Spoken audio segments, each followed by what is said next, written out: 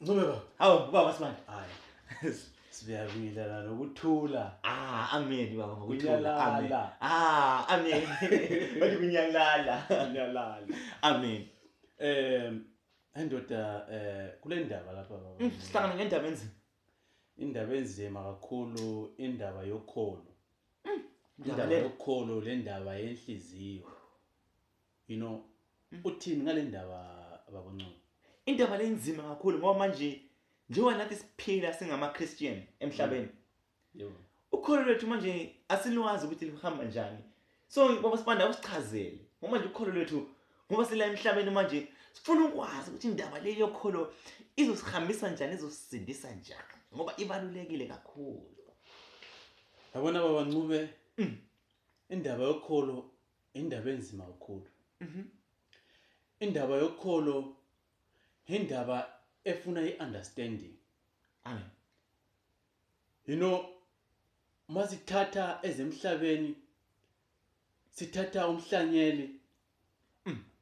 Umhlanyeli lo sizamthatha sithi actually inhlanyelo sizayifananisa lokholo. Ukholo lufananisa njengenhlanyelo baba Ncube because umhlanyeli uthi yena masiyahlanyela emasimini uyabheka intanga yakhe o inhlanyelo yakhe ukuthi zonke zilungile na. Amen. Uyazibheka a-check ukuthi inhlanyelo lezi zile inhliziyo yazo na. Amen. Inhliziyo. Check intanga lene phakathi ukuthi ikhona na. Amen. Ukuthi inhlanyelo zami azidliwanga zimbovane na. Amen. Because inhlanyelo moyihlanyela ingela ntanga ephakathi lena ingela inhliziyo ayingeke yafayamila baba Ncube. Akunokuthi siyatholana kahle kahle lapha yini. Awuphinde bakuthe maye inhlanyelo ingela inhliziyo lapha lenhlanyelo ngeke ibe njani? Inhlanyelo mawihlanyela ingela inhliziyo, no matter how much or how deep you dig igodi, inhlanyelo yakho will never grow. Ayingeke yafayamila. Eish. But mayile inhliziyo baba Ncube imila isingesinye isimo, ayimili iyintanga injalo uyihlanyele. Manje kufana njani lathi lokho? Yabona lokho, if you translate it to humanity, if you translate it to empilweni zethu, umuntu kumele abe lokholo. Ukholo of faith is a branch to Christianity. Ukholo baba Ncube lungumthiselo for ebantwini bakaKristu. It makes a difference between umuntu okholwayo nomuntu ongakholwayo. So ukholo lona luyinhliziyo le enhlanyelo esenhlanyelweni lapha. Awuyicho kahle le ndaba. Ukholo lolu yilo luzasenza ukuthi mhla sifayo sithi masifa silokholo sikwazi ukuthi mhla uJesu ubuya lathi sivuke simbone uKristu esize zosithathe vele ezulwini. But masivuka ndoda ma ufe ulokholo njengenhlanyelo liyana uvuka lawe usingesinye isimo. Singesinye isimo esihle. Awuboni uJesu wathi efile. Wathi evuka uJesu ngelanga lesithathu. Wavuka uJesu esengesinye isimo. Wavuka esengesinye isimo. I'm sure lawe yazi le ndaba ukuthi wathi amanye ama disciples uJesu aphiya kibo abanye bengasamboni ukuthi nguye, besambona amanxeba. Sebefuna ukubona amanxeba. Abantu abanjengabo Thomas basa. Amen. Bevuka abantu befuna ukubona amanxeba kaJesu ukuthi nguye na. The same person they spent 3 years belayo uJesu Kristu. Bekhuleka la. uJesu ehamba ebatshela izinto. But usevukile sengesinye isimo abasambona. Abasambona sengesinye isimo. Why? Because they needed amehlo Holy Spirit.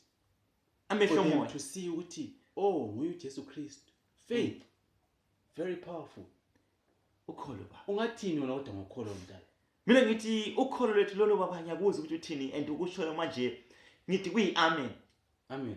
Ngoba manje ngokholo lwethu kuthiwa manje uma sife sinalo lukholo lolu mhlazane sivuka sizojabula sifane namathole abona bonina eqolotsha eqaphisa umsila ukuthi asiyoqolotsha sijabule, kodwa kuthiwa uma sifa singenalo ukholo kuthiwa manje uma sifa singenalo lolu kholo lolu kuthiwa uzothi malifika lolo suku uma sivuka siza inkosi esizosilanda sovukele kufeni sovukele kufeni kuthiwa sizoshayela ngabe likhulu abanye bavukele kuphileni kuthiwa ukholo lwethu luzosenzani luzosindisa lizosindisa manje kodwa kukhona ingoma lapha emnandi khona ingoma ohlala uyihlabela khona ingoma oyihlabelayo sibanda khona ingoma oyichayayo sibanda cela ukuthi ungijayele ngoba abantu le ndoda ikhuluma ngani le ngoma ikhuluma ngomphefumulo lowo manje iyawuqoqosha ukuthi umphefumulo wakho mawuqine kulomhlaba ngiyakuzwa ukuze ubona ukhuluma ingoma yenhliziyo ndo enhliziyo oyichayi hawu hanze uzamela yona hawu enhliziyo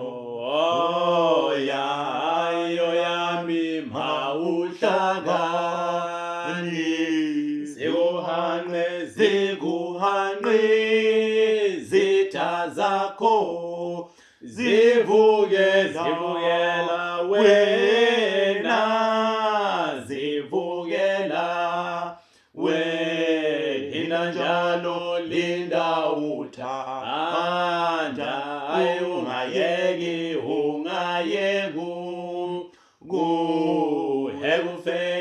yekufeni uzoqeda umsebenzi wakho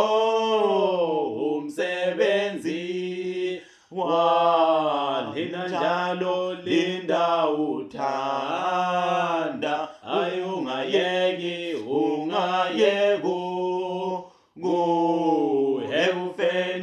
yekufeni uzoqeda umsebenzi wakho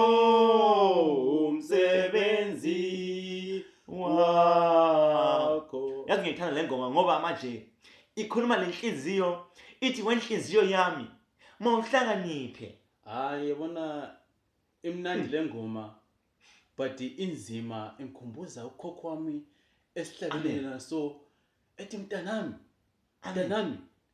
abantu bayasebemangele ma ulele laphana besithi how uzibani ngiyolele laphana kodwa eqinisweni ukuthi siyakwazi ukuthi silele umuntu oleleyo angithi uzovuka ndo umuntu oleleyo uyavuka manje mase sifikile isikhathi hayi uzovuka umuntu uzavuka lele I hope ingoma le kusisile ndoda mina ingoma le ngithintile kakhulu manje iyangikhumbuza nokuthi manje nalabo manje abanabalele bahlale bazi ukuthi bazovuka kodwa wena uvukela na hayi lawe olaleleyo umbuzo lo applyela to you ukuthi mawuvuka wena mawulele uzovukela uzovukela kuKristu uzovukela kwenye indlela ngoba indlela zimbili indlela angeke uhambe indlela ezimbili kuthiwa khethe yakho ungathatha le othatha le oluthatha impilo